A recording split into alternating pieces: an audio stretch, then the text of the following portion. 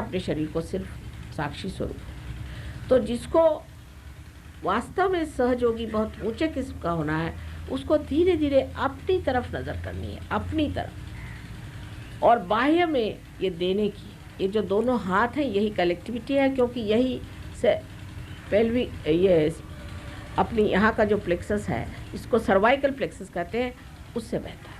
अगर आपके हाथ में अगर वाइब्रेशंस नहीं आ रहे हैं तो समझना चाहिए कि कलेक्टिविटी में कुछ कमी आ रही है।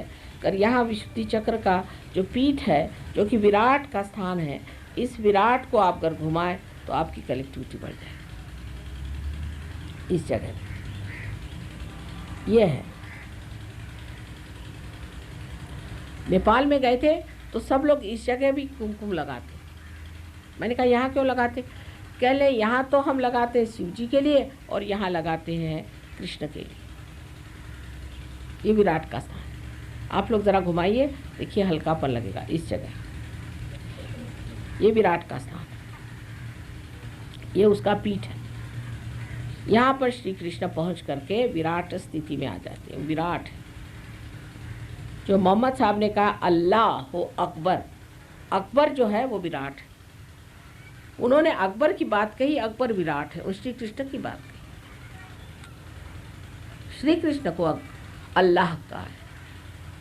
और जिसको वो करीम कहते हैं वो शिव जी हैं। नाम उन्होंने दूसरे दे दिए, इसको इनको अल्लाह कह दिया, उनको करीम कह दिया।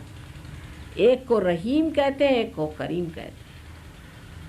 और इसी तरह से इन्होंने अलग अलग सबके नाम बना करके और थोड़ा सा नाम को बदल दिया, जो उस भाषा में समझ में आया, अरबिक में वो नाम दे दिया। लेकिन अल्लाह अकबर इसका मंत्र है। इस उंगली से, जो कि श्री कृष्ण की उंगली है, आप जानते हैं विशुद्धि की, कान में उंगली डाल करके और सर को पीछा करके अल्लाह अकबर आप 16 मरतबा कहिए, आपकी कलेक्टिविटी जाग उठेगी। तो सबको मुसलमान होना पड़ेगा थोड़ा सा। मुसलमान का मतलब है शरणागत। बेचारों ने कितनी मेहनत की इन अरबों पे, पर गधे की गधे ही रह गए। आप लोगों पे कितनी मेहनत की है, लेकिन आप भी रिचुअलिज्म में, इसमें उसमें फंस गए। इस सब कीचड़ से निकल के आपको कमल होना है। और कमल की विशेषता ये है कि सारी दुनिया को सुगंध पहुंचाता है। तो देते वक्त वो नहीं सोचता कि किसको मैं सुगंध पहुंचा रहा हूँ, लेकिन अपने वक्त सोचता है कि मेरे सुगंध में कोई त्रुटि नहीं रहनी चाहिए, कोई भी त्रुटि नहीं। लोग देख कर कहना चाहिए लोगों को कि नहीं कस्तूरी का मोदाह शपते न विभावते, ये कस्तूरी है। कुछ भी कहिए, ये कस्तूरी है। हम नहीं मान सकते कि ये कस्तूरी नहीं, क्योंकि सुगंध आ रही। जिस आदमी में सुगंध है उसके लिए कसम लेने की क्या जरूरत है, वो सुगंधित है। उसी सुगंध से लोग आपके पास आएंगे।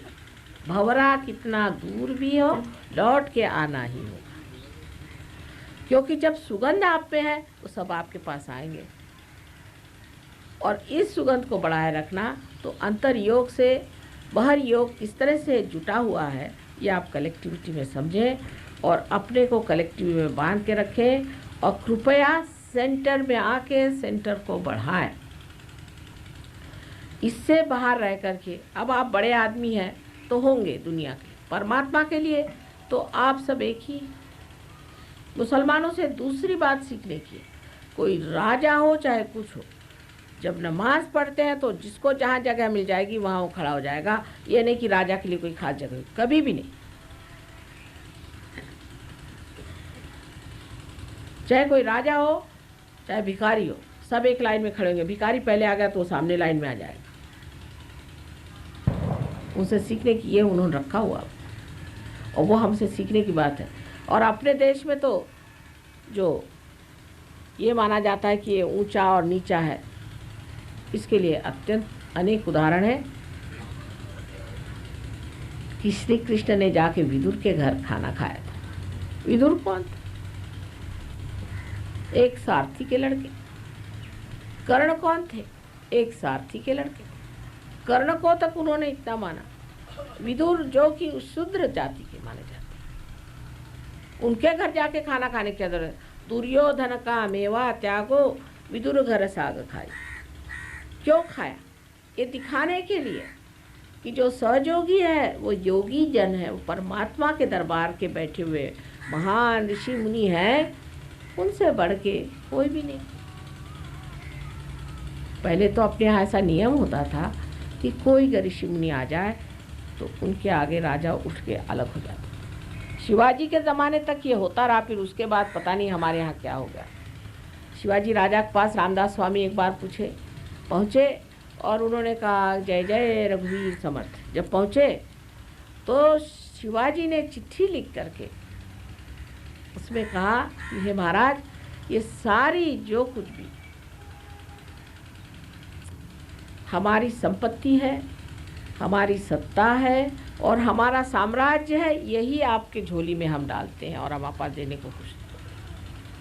तो उसको पढ़ा, देखा, दहलीज पे खड़े रहे। कहले शिवा,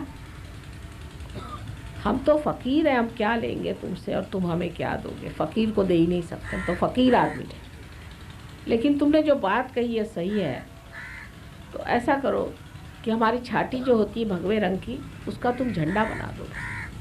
वही आज भगवा झंडा बना हुआ है। अर्थात उस झंडे के नीचे बहुत से अत्याचार चल रहे हैं बेवकूफ़ी के, लेकिन उसके पीछे में श्री रामदास स्वामी महाराजा थे, शिवाजी महाराज। लेकिन तुकाराम के घर गए और उनके लिए सारे दुनिया भर के वस्त्र भूषण ले गए। उनकी पत्नी को, जो पत्नी बहुत खुश हो गई, उनका भी देखे नहीं थे ऐसे भूषण। इतने में तुकाराम आए तो ये छिप गए पीछे में। उनका ये किसने दिया? कहले शिवाजी महाराज ने सब भेजा। कह ले बे, देखो तुम मेरी पत्नी हो, अगर मैं राजा होता तो तुम ये पहनती तो शोभा देता। अब तो मैं एक सर्वसाधारण खेतीहर हूँ और उसी तरह से तुम्हें रहना चाहिए। ये उनको तुम वापस करो। शिवाजी राजा आए, उन्होंने अपनी पगड़ी उठा करके उनके पैर पे रख दी। महाराज, हम आपके आगे क्या दे सकते? वैसे शिवाजी महाराजा जैसे लोग हैं जो वाकई में बादशाह हैं, वही बादशाहत को समझ सकते। साधु संत तो बादशाहत होती नहीं, क्योंकि उनको किसी चीज़ की कदर ही नहीं है, किसी चीज़ की दरकार नहीं। कहीं सुला दो, सो गए, उनको क्या ज़रूरत है? कौन कहने वाला है? हम तो अपने रानीपन में बैठे हुए हैं, जहाँ भी बैठे हुए हैं। आप कौन हमें देने वाले होते हैं? ये असलियत बादशाहत है और इस बादशाहत में आप भी उतरें। और जो बादशाह अपने को समझते हैं वो समझ ले कि बादशाहत असल में यही है, असल ही को पाना है। और इसी में आने से आपकी कलेक्टिविटी जो है वो दृढ़ होती जाए। एक दूसरे का दोष देखने से नहीं, एक दूसरों से प्रेम करने से, अच्छाई देखने से, आपस में भाईचारा करने से, भाई बंधन करने से ये हो सकता है। परमात्मा आप सबको सुबुद्धि दे और इसका आनंद बहुत है। कलेक्टिविटी का आनंद जो है सबसे ज़्यादा। मेरे लिए अगर कुछ करना हो तो आपस में बिल्कुल ही झगड़ा नहीं करो, क्यों? बड़ा दुख होता है, दारुण दुख हो जाता है। अगर मैं सुनती हूँ कि किसी ने किसी पे बिगड़े, किसी को नाराज़ हो गए, कुछ झगड़ा हो गया, तो फिर मुझे बड़ा दुख होता है। मेरे लिए अगर कुछ करना है तो आपस में बहुत प्रेम करो, बस यही मैं चाहती हूँ। मेरे सब बच्चे आपस में बहुत प्रेम से, सुख से, समझदारी से एक दूसरे का विचार रखे रहें, तो बड़ा ही सुंदर ऐसा हम लोग एक नवयुग तैयार करने वाले हैं। परमात्मा आप सबको सुबुद्धि दे।